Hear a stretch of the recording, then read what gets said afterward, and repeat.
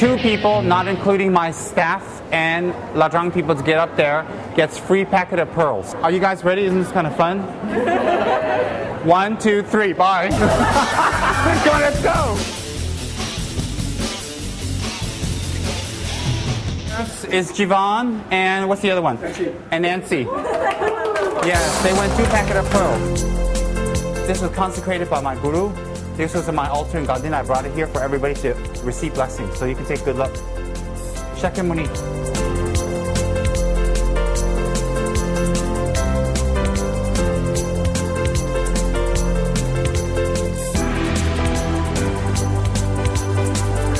Better.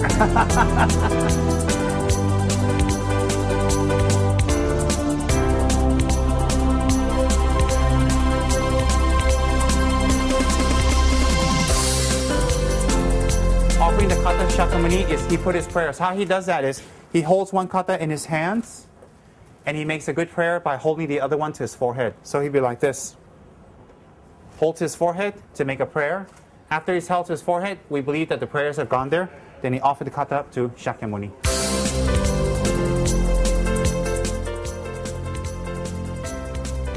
You guys are my friends, students, and people I've known for a long time. Do not treat this place as a store. Do not treat this place as a retail outlet. Its appearance is retail outlet, but it has multiple meaning.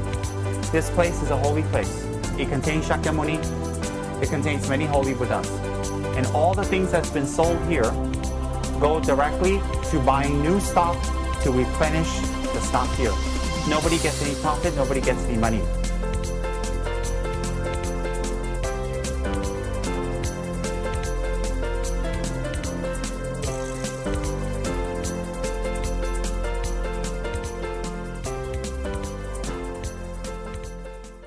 In this life and all lives, may you and your husband and wife never be separated from Vajrayogini.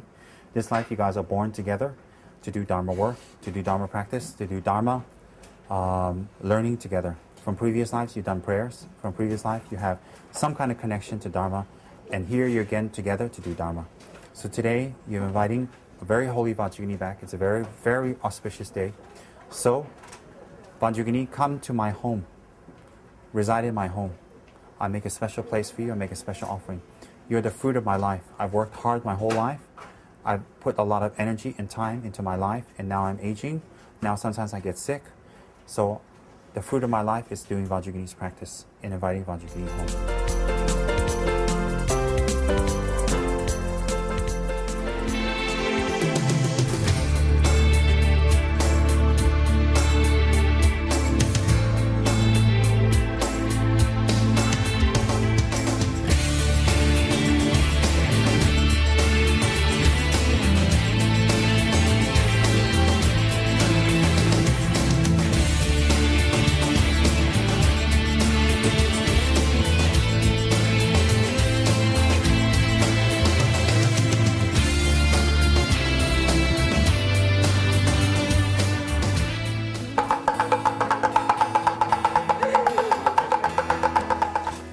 Chung is inviting Lama Tsongkhapa back as an offering to his parents.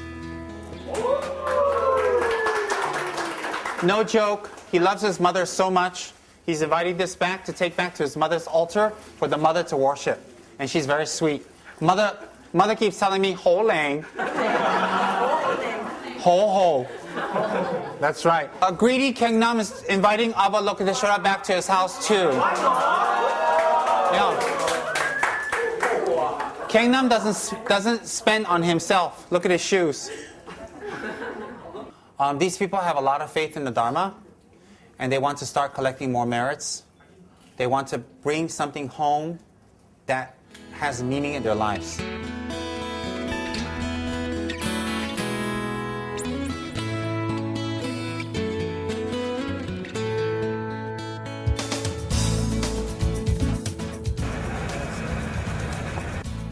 God, I didn't see you guys. Hello.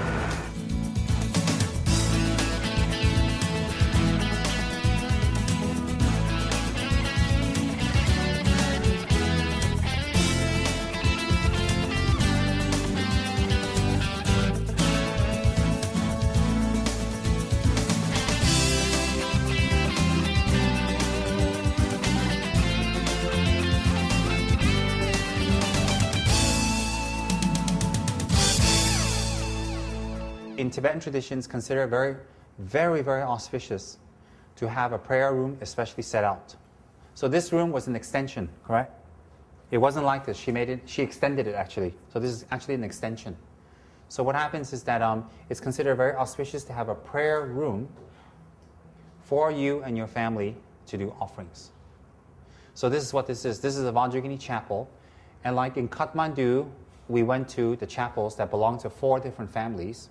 So I thought to myself, why not come to our first Vajrayogini chapel in the southern hemisphere, which is right here. So when we go to the chapels in Kathmandu, what's the difference if we go to those chapels or we come here? There's no difference at all. So I wanted to come here to pay homage to Vajrayogini, to make offerings to Vajrayogini, and for all of you to see and have audience with Vajrayogini.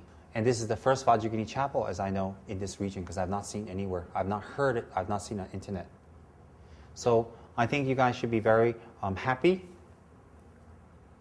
to see this beautiful chapel. And our lineage lamas are there. This is my root teacher on the right. This is my root master, Kechara Rinpoche. On the right is Kechara Rinpoche, my master. His master is on the left, Trijang Rinpoche. Trijang Rinpoche's master is Kechara Papanka Rinpoche. So these are the lineage masters. In the future, to those who are ready, and I will say cooperative in a spiritual way, those who have been cooperative, those who are ready, who are cooperative. Because most things I get people to do is basically training for them. So if I tell them to do something and they do it, it's very good training for them. So people that I give training to, I ask them to do this and this and this, if I have to repeat myself many times, then it stunts their growth, it stunts their practice in the future.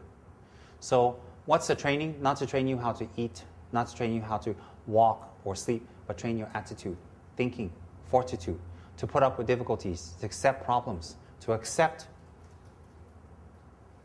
obstacles, to accept. So the training that I give people is dependent on their own situation and mind. So I want you to get one practice, one yidam, and then in the future, in our retreat center, I would like to teach this practice very quietly, very secretly to a select group. Who I teach to will be how you act now, how you behave now. How you behave doesn't mean you give me gifts, you come and tell me nice things. No, how you behave now is how well you carry out your transformations. How well. That is what is dependent on. It's not a bargain here. I will not confer these initiations on anybody. You say other lamas do. I don't care what other lamas do. You see, let me make something very clear to all of you. I do not sell Dharma. I do not bribe with Dharma. You will never get one word of Dharma out of me for any other reason but for me to teach you Dharma. Simple as that. I'm very strict. Why am I very strict? Because my teachers are very strict. My guru, who I received the Vajrayogini initiation from, never let me look at her statue or picture or even let me own one till after I received her initiation. Some people say, oh, I don't want to see Rinpoche because I'm scared. So I avoid Rinpoche because I'm scared. Actually, that's lying. That's lying. No, I don't believe. Because when I was young, I was very scared of my Rinpoche. Very, very scared. But I would follow out. I was so scared that I followed out every single instruction he gave me. You see, if you're scared of your Lama, you follow his instructions. You don't run away from him. If you're really scared of your Lama, you'll follow out all his instructions exactly. Why? That means you're really scared. You don't want to get him upset. That's what I did when I was a child. So after I was very lucky to receive the initiation, and I finally got to see the picture.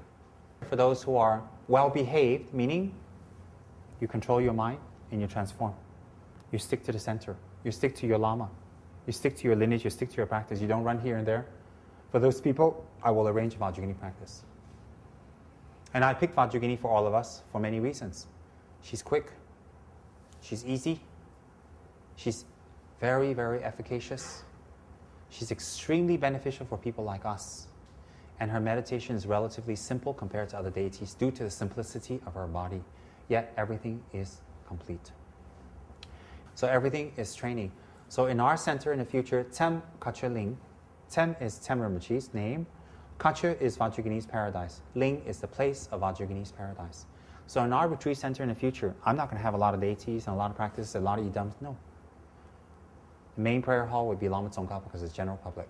Then there will be a chapel to dedicate it to Vajrayogini for her practice. And that's it. I'm not going to put in a lot of things. Confuse people?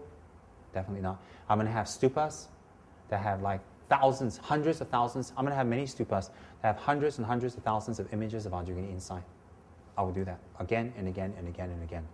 So what I want to see in Malaysia and I want to see in the southern region is many Vajrayogini chapels. Your chapel doesn't have to be this big. It can be a corner in your room. But everyone should have a Vajrayogini statue. Everyone. I'm going to do a little bit opposite of my guru, because my guru wouldn't let you even see her holy face and body until you receive the initiation. I'm going to do a little backwards because some of you, the time is short. So I need to implant the seeds in you very soon.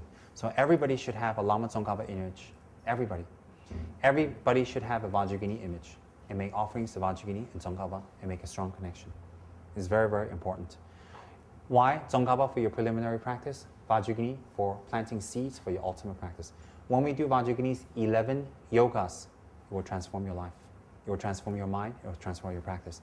So whatever department you're working in, whatever you are sponsoring, whatever you're helping, whatever you're volunteering, do it from your heart. Do it as training. Do it as practice. And if you're fortunate enough to work for Kechara Paradise, Kechara House, as a stipend employee, you should do double. You shouldn't think, oh, I'm supposed to work from this time to this time, that's it. No, you should work double, you should work triple. Why? Your work is not work, it is Dharma practice.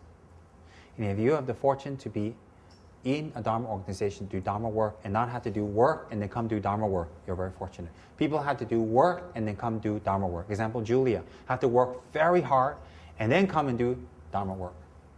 A lot of time is wasted already. So if you have the luck to work in Dharma work and you don't do it well, people have to chase you, you don't check over your work, you don't do it nicely, you don't do it well the first time, you're not doing Dharma work and you're not doing work. Why? You will never survive in the outside world with that kind of ethics. Never. And then if you can't do work well outside and you can't do work well inside, how? So this family, when I told them, buy this statue, put it in your house and make offerings, they never said no. They never said, oh, I cannot. I didn't have to convince them. When I said do it, they did it. Very, very simple. Is the people I say buy this, do this, set up this, or do this, they find it very difficult? That's the obstacle they receive in their own practice. Why? The difficulty they create is in their mind. Is their mind. So therefore, this is a sample of what Malaysians can do when we understand the importance of the Dharma. This is not a monk house. This is not a Rinpoche house. This is a husband and wife with kids, the end. Just like all of you. A chapel is not necessarily a whole room. A chapel can be a beautiful Vajrayogini altar set up in a corner somewhere in your house. It doesn't have to be a whole room. So let's say you're a student and you're young, you don't have much money. A Vajrayogini chapel right now can be a small tata of her, set up with beautiful offerings that turn into a statue, that turn into a bigger one, that turn into a room. Whatever you can do. Everyone must have a Vajrayogini. Everyone. I 100% recommend it for you to completely make offerings to. Completely, everyone. So Vajrayogini doesn't take care of your marriage. Vajrayogini doesn't bring you money. Vajrayogini doesn't heal your diseases like medicine Buddha. Vajrayogini is not like Zambala, bring you money. Vajrayogini is not like Tara, bring harmony. Vajrayogini doesn't protect you from spirits like Cetra. Vajrayogini doesn't. So why should you have it? Because Vajrayogini gives of the high. That when you pass away, you will be able to control your death. And you will be able to take rebirth at will. When you practice Vajrayogini's teachings, you will receive the highest of all powers to be able to control your death and where you go. The second is, next level down, is when you do Vajrayogini's practice completely, 100%. If you're not able to control your death, when you die, Vajrayogini will appear to you in the bardo, which means the in-between state, intermediate state, and she will guide you. The lowest practitioner, when you die due to Vajrayogini's practice, you will reincarnate in an area, in a district, in a place where Vajrayogini practitioners, her lineage and her initiations and her commentary is alive. Not fake practitioners. So the lowest practitioner will be born again in a place where Vajrayogini's practice is alive and working, and you will be able to continue for 7 lifetimes. For the medium practitioner, in your death. After you have died and you have left your body, you will see Bardo. Bardo is the intermediate 49 days. You will hear this sound. You will hear this sound simultaneously. In your intermediate state, you will hear this sound. Then you hear male and female voices chanting the words of emptiness. And you will be enveloped in light. And you will see an entourage. You will see Mother Vajrayogini come down to you. She will hug you. She will kiss you. She will nurture you. She will treat you like a long-lost child. Outwardly, she's Vajrayogini. Inwardly, she's your mind. She will embrace you and hug you. And as she's embracing, hugging you, and kissing you, that's literally what it says. As she's embracing you, hugging you, and kissing you, you will feel yourself ascending, leaving to her paradise. What do you do in her paradise? It's not a Christian paradise. It's a paradise where you do Dharma practice intense without interruption to become a fully enlightened being. That's the medium practitioner. For the highest practitioner, the highest, those who keep their vows, their samayas are clean, they do her retreats, and they achieve her practice in this life, you will control your death at will. When you wish to die, you will die. When you wish to become healthy, you will become healthy. When you wish to be sick, you will be sick. When you wish to recover from your sickness, you will recover from your sickness. When you wish to not recover from your sickness, you will not recover. Why? Kechara Saraswati was very old and very decrepit already, and his back was bent, and he was walking on a walking stick. He went to have audience with His Holiness the Dalai Lama. And Dalai Lama stroked his beard and said, Son Lama, it's not time for you to die yet. You have a lot of work still left. You live long. I command you, live long. Everybody saw and gone in.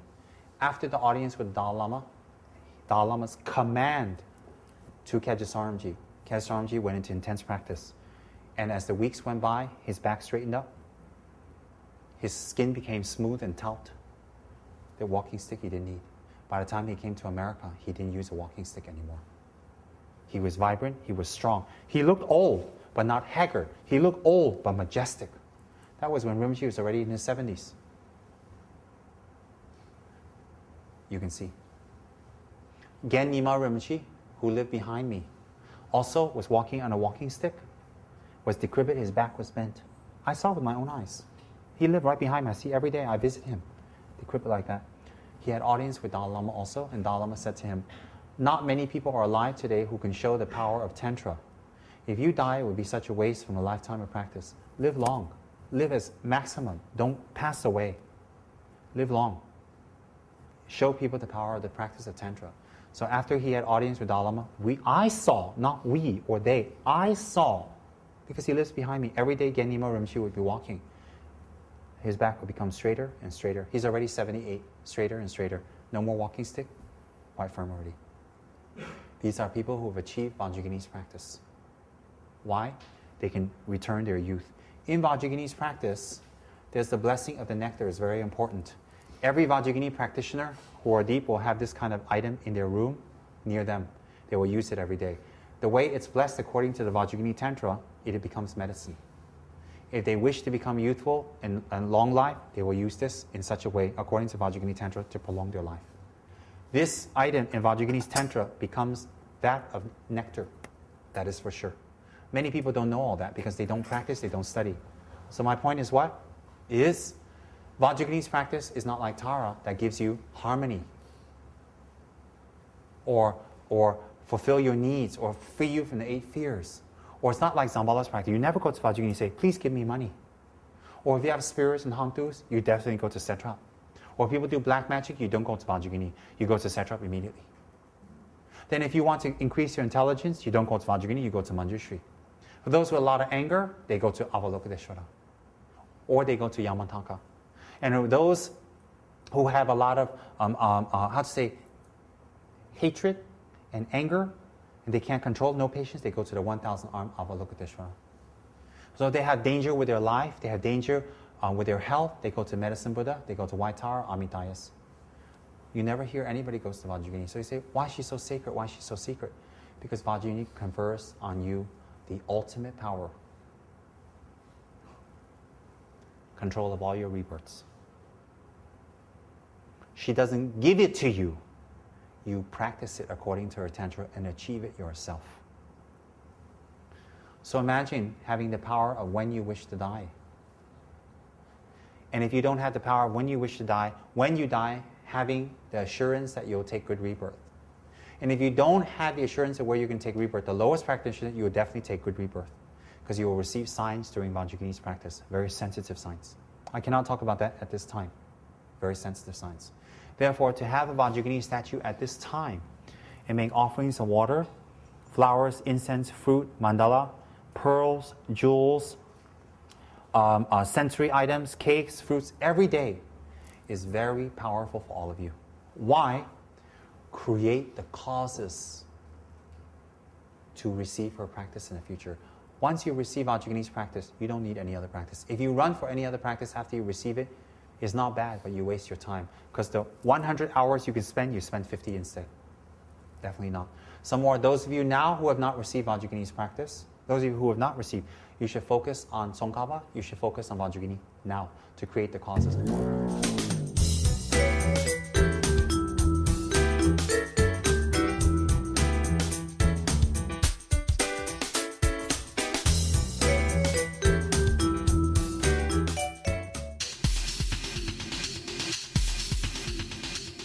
All right, we're here.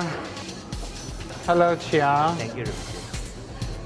Hello, JT. Thank you, thank you.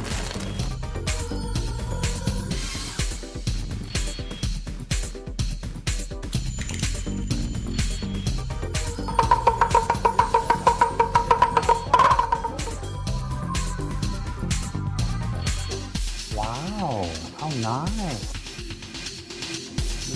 Very, very nice. My most favorite statue in this whole place is this Zambala. I would put diamonds and jewels, and I would send this one immediately to Annette and Juliet. Diamond him up. Second favorite statue in this shop. Because it's realistic. Look, it's got the disciple, the gentle old disciple. He's very gentle. That gets up Rinpoche. Look at that. Number 3 is this Jetsongkaba. This is what captures my eye.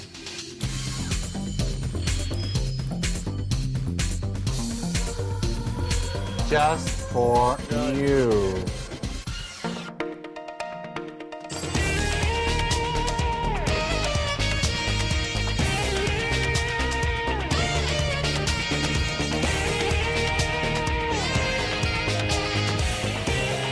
This statue is just an idea of the temple. The temple is going to house a 118-foot Lama Tsongkhapa, maybe bigger. And inside the stupa is Lord Tsongkhapa. And then in front is the prayer hall, connected, of course. From nothing, our center has sprung to so many departments today. I'm taking you on a tour of our association, of our organization. I'll take you on a complete tour. That didn't manifest overnight. Somebody committed to make that happen. Somebody didn't sleep at night. Somebody got sick. Somebody worked double hard. Someone taught. Someone put a lot of effort to make this happen. You think who or how? If you are involved, rejoice. If you are not involved, get involved now. Step in now. Commit now. Whatever department you work for, you work in your department very well. Harmoniously with each other. Whatever department you have promised to do, you do it. Whether you're a stipend department worker or you are a volunteer, it doesn't matter. If you're a volunteer, you are sponsoring your own stipend. If you're receiving stipend from the organization, someone is sponsoring you. Either way, when you do Dharma work, it should be sincere. Even if you are very sick and you're very old and you can't do anything, you can still join Setra Puja and you can still do Setra Black Tea. You can still do that at the center to contribute to the spread of Lama Tsongkhapa's teachings in this country. You can do Setra Puja, Setra Black Tea, and dedicate it to the growth of this organization. Still can. So therefore, this retreat center will be a place where we spread Lama Tsongkhapa's teachings in a very modern, beautiful, efficient, wonderful, clean method in this country. Our departments are expanding and growing. Right today, liaisons took care. We have liaisons here taking care of this. We have liaisons taking care of your transport. We have liaisons taking care of all the stores. We have the liaisons taking care of tailoring, KSA. We have the liaisons at KMB here. We have the liaisons at Tsemlarang all here. They're all here to serve you.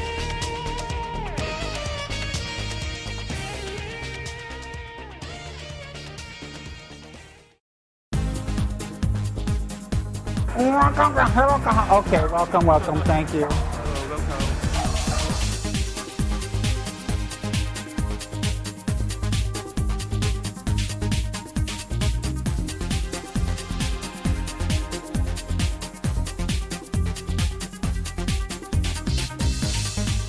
I instituted Dharma house model. Why? All the people have to rent a room anyway. They have to rent a house. Why not live together? What's the difference? Why not? They won't cheat each other. They won't lie to each other. They won't hurt each other. They could grow and learn together with the same principle. They happen to work for the Dharma. They happen to have very strong Dharma inclination since they're very young. Why? This is not something you can force them into. They have some very strong Dharma seed in them. So when they meet their Lama, they meet their Guru, when the Dharma is taught, the seed will open. The seed will open and they will do Dharma practice.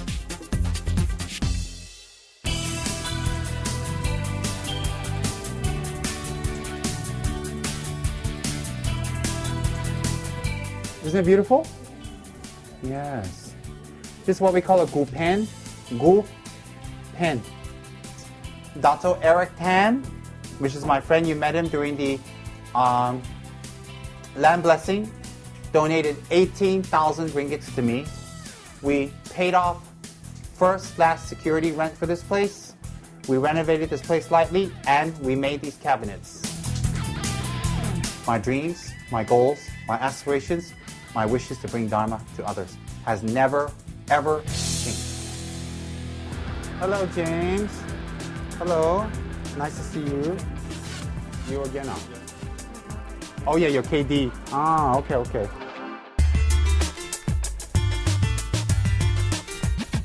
Extended preliminary practices is a creation of many statues. The many statues specifically is to create the causes for us to achieve the three types of Buddha bodies: Nirmanakaya, Sambhogakaya, and Dharmakaya. Creation of statues, embellishment of statues, or anything having to do with statues specifically creates the causes for us to achieve the three Buddha bodies. Achieving the three Buddha bodies without the attainments is of no use. It means indirectly to achieve Buddhahood. VIA, body. So therefore it's very, very powerful. When we create Buddha statues, we don't keep it empty. We don't keep it not filled. Why? We want every part of the statue to be something that creates tremendous amount of merit. So inside the statues, you have mantras for this part, this part, this part, this part, this part, and this part. So the mantras for these parts are very different. The mantras are very holy. There's prayers, there are mantras specifically for those parts of the statues, and they're rolled up to look like this. Rolled up to look like this, and then you can enshrine them inside a piece of silk or cloth, and then the top and the bottom will have saffron. And then you will fill up the statues with this. Along with these holy mantras, you can also put in jewelry for the brain part. You can also put in precious items like heirlooms that you have, you can offer inside. And you can offer up many pictures of the same deity. Example, if you're making a Tsongkhapa statue, you can make many pictures of Tsongkhapa statues, hundreds and thousands to fill up inside. Why? It will be equivalent that if you prostrate to the statue, whatever amount of Tsongkhapas is contained is the same amount of Tsongkhapas you are prostrating to.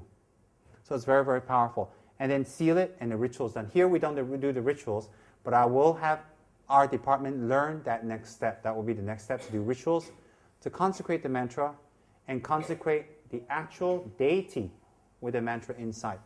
Okay? Then along with that, we have clothes for the statues. And a tailor has arrived next door for this. Along with that, the offering of gold, as you see here. Along with that, the painting of the eyes. In fact, for statues and tankas, the last thing to be painted is the eyeballs. So, when you're painting the statue's eyes, the last part is usually by ritual. There's a special chant that you do. And when you do that chanting, you're painting the eyes, it's considered the statue the statue comes to life. Once that is done, you will take the statue and offer it to your lama or to a monk or to a sangha member to do consecration. And when you do the consecration of the statue, the actual deity enters and resides in. When you do your prayers, when you do your sadhanas and offerings every day, there are many cases that the statues show miraculous signs. Many cases when it's done right. When you do the statues from beginning to end correctly, methodically, systematically, with good motivation, the statues will come to life. There's no joke. We have many statues in the monasteries that have spoken a few times. If you look at them, black pills fall from their mouth or from their bodies that people drink, they can become healed. Some statues, there's a Vajrayogini statue in North India that's very famous. During the 2 civil wars in India, before many people were killed, people witnessed the Vajrayogini statue cried. Tears fell. This statue I went to see is very, very famous. I have a picture of that statue, in fact. So many of these statues have shown miraculous signs. This department is not designed to have statues show miraculous signs, but it's designed that we can create the first Southeast Asian Tibetan studio in Southeast Asia. So what I want to do is I want all traditional art, mantra, statue, tanka, sewing, tailoring, I want it done here. A few reasons. If they can do it there, why can't we do it here? We're going to need it here because Dharma will grow. Third, if we could do it here, we ourselves can engage in the practice of collecting merits through holy images. And last but not least, we can save a lot of money, time, and energy if we can do it here. So some of the tailors and some of the statue people, when you ask them to show, they don't want to because they feel they'll lose business. But some are very kind, they show you. So this department is specifically for that, and it will grow, it will expand. Now, we have Kechara Discovery. Kechara Discovery is for travel and tours overseas. Then you'll see in Paul's shelf, there are many statues and many tankas. Statues and images. Why? Because he's using that to make molds. He's using that to replicate and duplicate to make molds. So why? To create high-quality statues, high-quality images, high-quality tatas for us. His department will be in charge of creating the 118-foot Lama Tsongkhapa. He will be fully in charge of that for our retreat center. Also the 8-foot Tara, also the indoor/Zambala, his whole department. So it'll be quite a big job. And not only that, his department will be combining together with Saraswati to do the mantra, the consecration, for all inside the statue and painting. Just think, 118-foot Tsongkhapa will be taken care of by Paul's department. The Zambala, the creation, the making of it, the Tara, and, think carefully, the mantras, the consecration, the whole ritual will be done.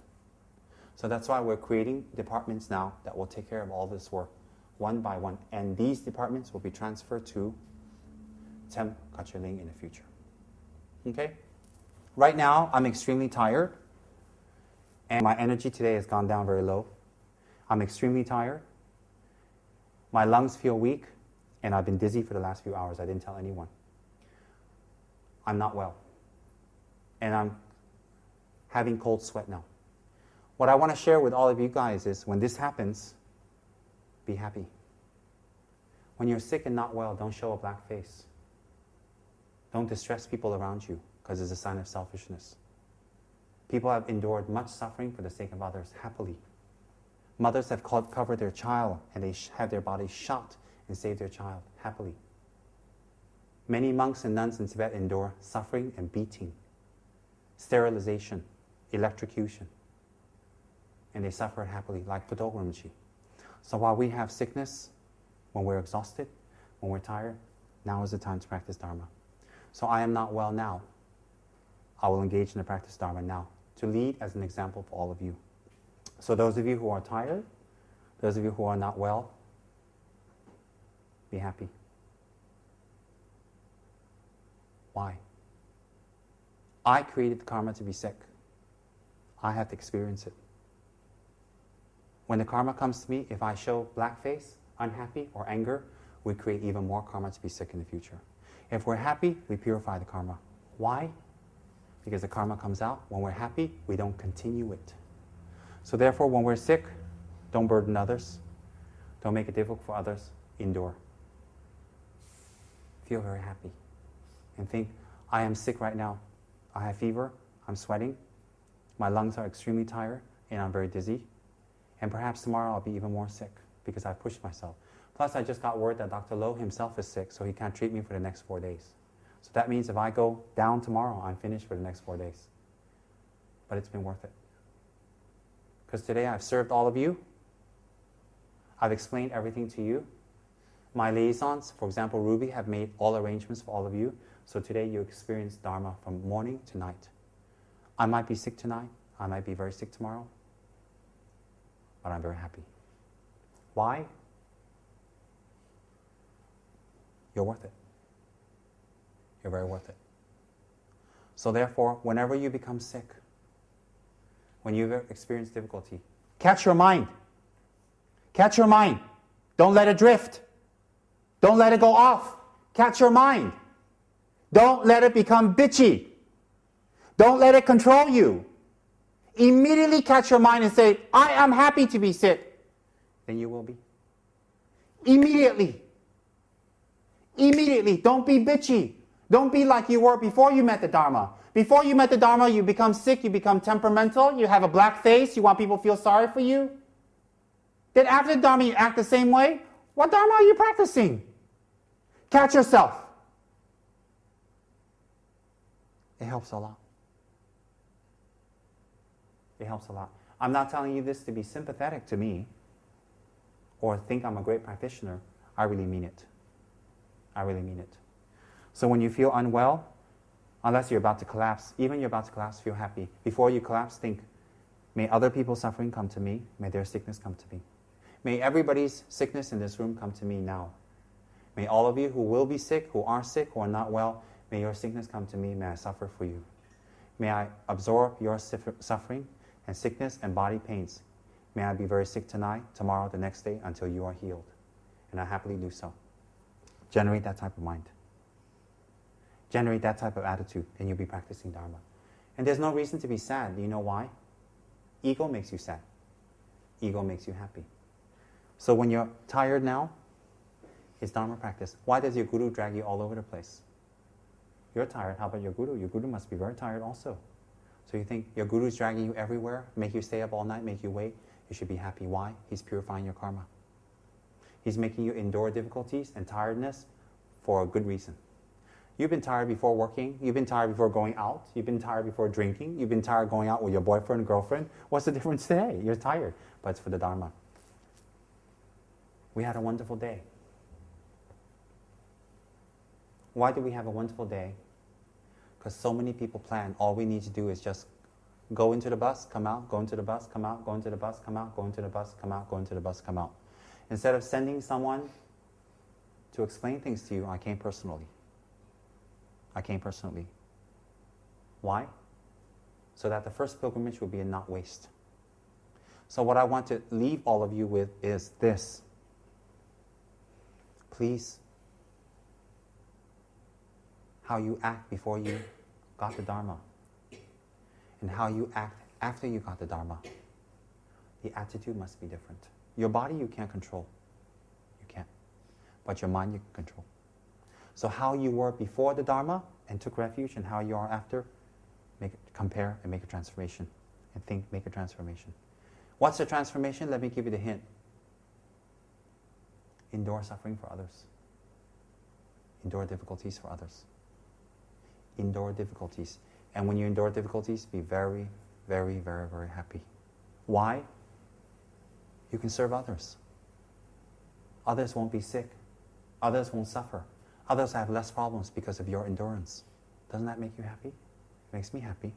On top of that, we should endure suffering for others because we know the Dharma and they don't. It's like an animal to be hurt, they don't realize it. We should endure their suffering for them because they don't know how to get out of it. We know how. So we know how, we should do it. If a mother acts like a child and a child acts like an adult, it looks funny. When a child acts like a child, the mother acts like an adult, we're like, wow, that's the way it should be. Like that, those who know the Dharma should endure much more.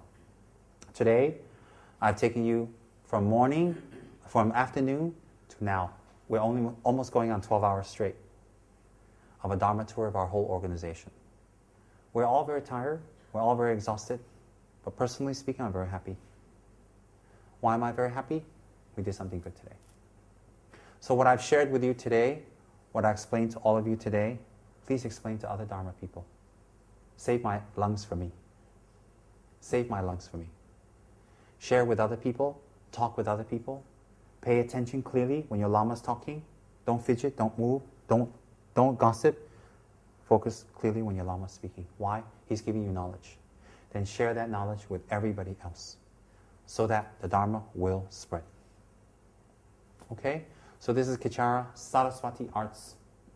If you are my student, if you're my friend, if you're associated with me, if you have anything to do with Tsem Rinpoche, then your distinguishing quality of having that association with me is enduring suffering for others happily.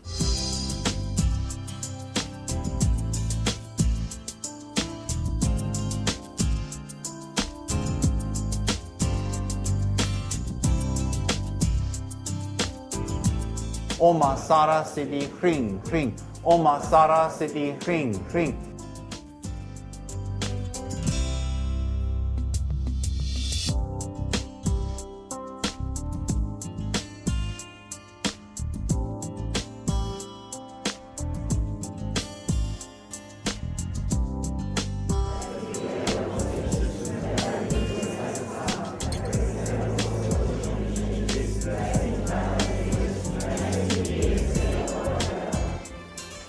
May this be a memory of our Dharma work and our efforts to make our organization grow and benefit many people.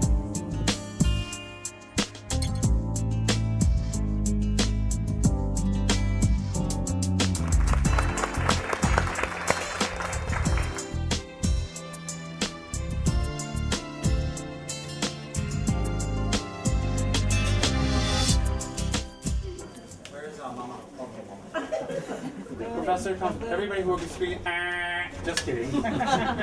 June was like, huh? Hurry, the Vajrayogini couple, quick. I'll swing it all the way to the end and come back up, all right? Let's swing it. This is our local Dharma. Oh, yes. Good.